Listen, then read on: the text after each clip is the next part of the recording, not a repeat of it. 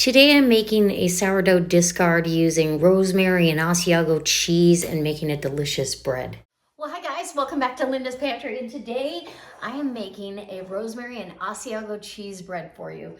So it's going to be super simple, super easy, and delicious, and there's nothing like fresh baked bread coming right out of the oven. This is a sourdough that had a long ferment.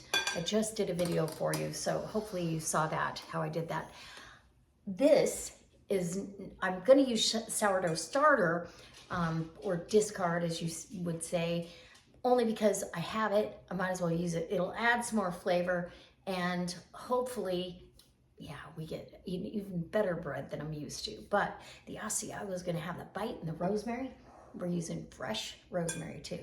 Okay, so come on in and let's bake some bread. Okay, in this bowl, all I have is about 3.5 cups of flour, and that's a rough measurement. I don't get too crazy. And I'm going to add 2.5 teaspoons of sea salt. The cheese is going to add some salt to it too, but you want some salt in here, and I mix that really good with my flour. I am adding, ooh, look how happy that yeast is. That's some happy yeast. So I proofed the yeast with a little pinch of sugar, and obviously it's very happy to be here. And we're gonna pour that in, and that was it was 1 cup, sorry. 1 cup of, instead of, usually I'll do 1.5 cups, but because I have my starter here, which is also gonna add some liquid. And look at how happy this starter is. Watch me, I'll show you. When I pour it out, you'll see. See all those bubbles? See all that?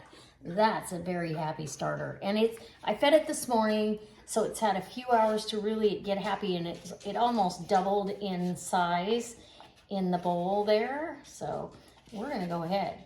Now, you're not gonna get an intense sourdough flavor from this bread, but you're gonna get some, and that really, having the convenient bread is really key here. Okay, this can go in the sink along with my measuring cup, and wipe my hand off. And I've got my proofing oven preheating for proof, because this dough will go in there. Now, if it looks like I've got too wet of a dough or not wet enough, we're gonna fix that remedy all the way. It's a little hard to judge with your starter and your yeast. If I was just doing the yeast, like I said, 1.5 cups. So it looks like I'm gonna need some more water. So I'm gonna get some more warm water. I'll be right back. Okay, so we've got our warm water. I'm just gonna pour this in, and we'll see if it takes a full, if I need to keep those measurements the same or not. I may have to, because this is really, it takes a while for it to rehydrate, but I'd rather it be too wet and have to add a little flour than to, I think this is gonna be perfect. You want a nice shaggy dough. There we go. So I didn't use quite, so I added another 1/4 cup, maybe, or 1/8 cup, maybe, to that mixture, and I think that's just about right. A little bit more here, a couple drops. Not much. Okay, now, I'm really happy with that. Scrape my bowl. And I will need it more when it comes out of the oven. In about, it just till it doubles in size. So about an hour, give or take an hour. Give or take a half hour. Sometimes it takes an 1.5 hours, but the house is warm, the oven is, like I said, on proof. So this is what your dough should look like. A nice shaggy dough, not too wet, not too dry. And yeah, okay. Off to the oven it goes. I'm gonna cover it with cellophane or saran wrap, and then in the oven. I'll be back when we're rolling it out. Okay, so as you can see, this just about doubled in size. Took about 45 minutes, just in a warm proofing oven. Smells nice and yeasty. Look at that. You can hear it because of all the air pockets. And the gases are coming out. So I'm gonna flour this mat really well and get my bench scraper and get that dough out of here.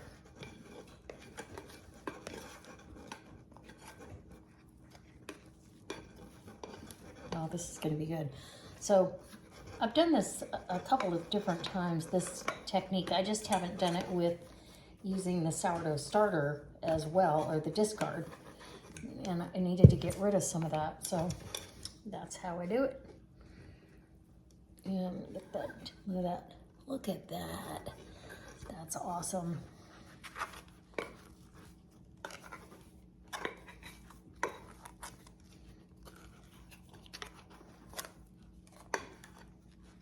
Okay, I think that's good enough. See if I can't get any more out of here. Let me work on this bowl a second and then I'll be right back. Okay, so now that I've got all the dough out, I'm gonna go ahead and sprinkle a little flour on top and get my hands floured up here. Because I'm gonna do some kneading and then I'll let it rest and we'll get it rolled out. So literally just folding that flour in here. I don't want to get too much flour in there, but I do want to be able to knead it. I'm just going to gather up all the flour that's here.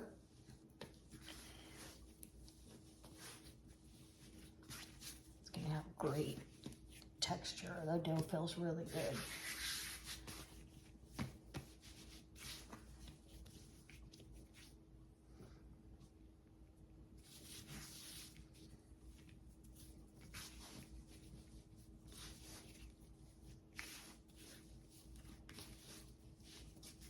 All right, I'm gonna finish this kneading and then I'm gonna let it rest so I can roll it out.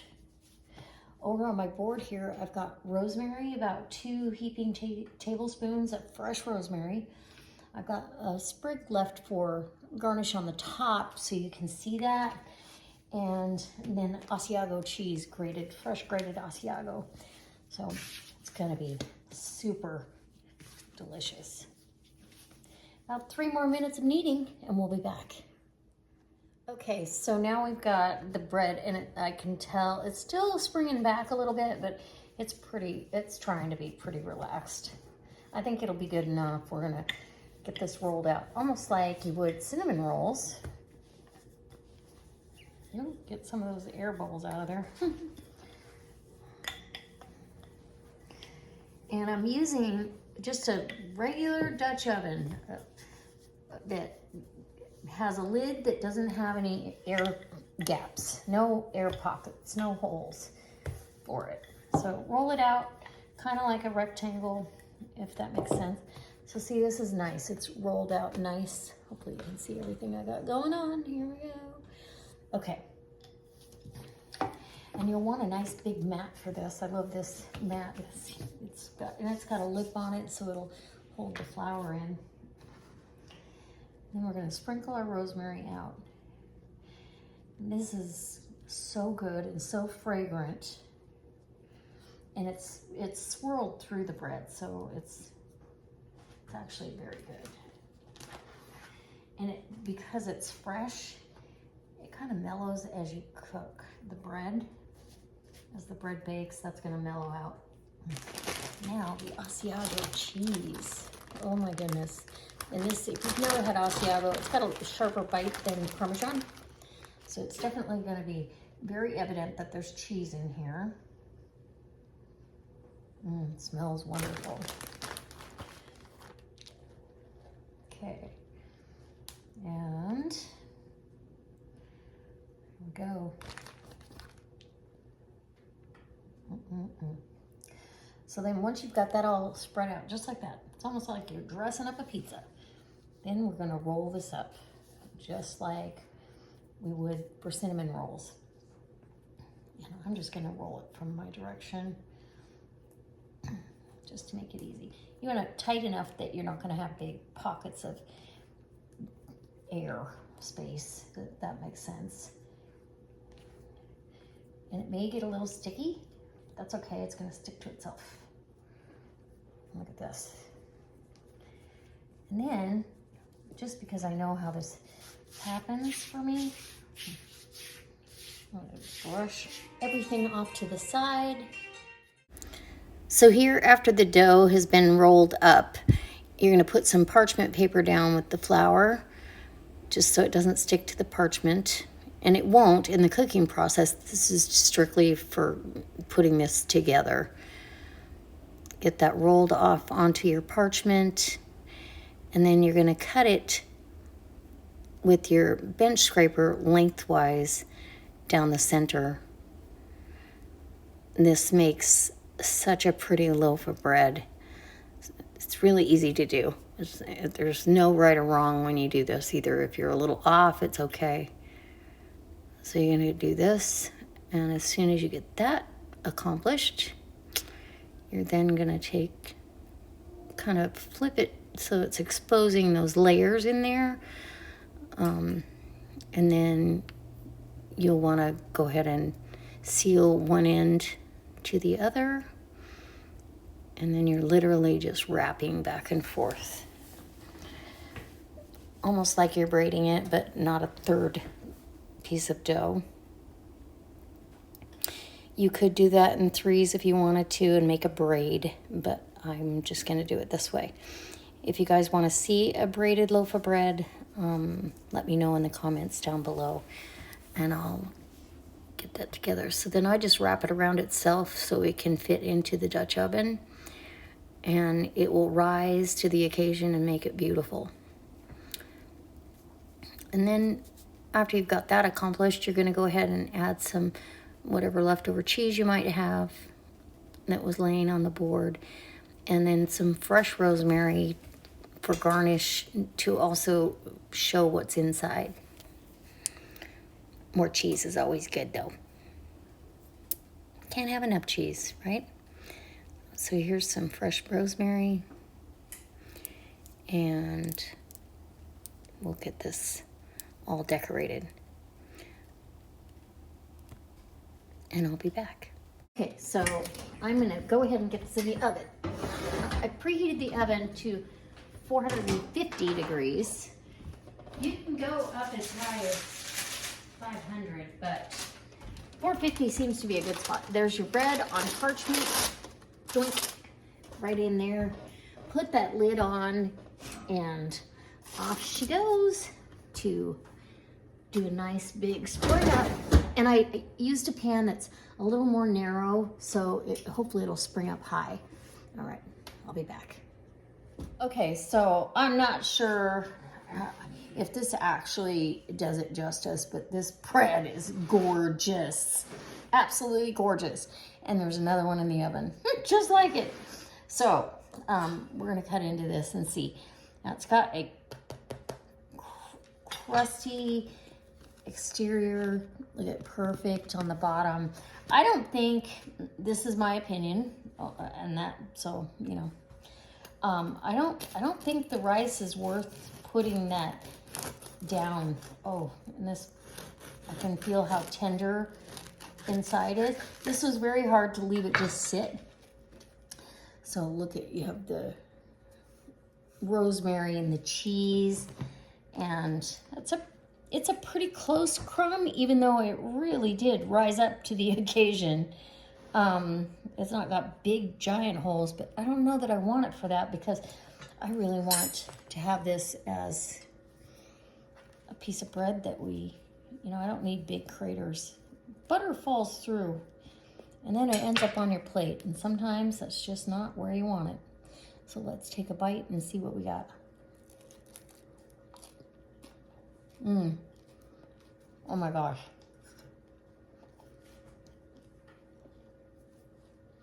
The crust is perfect. The inside, yeah, it's very good. It's not going to have an intense sourdough flavor, but that is a delicious bread. I hope you try it.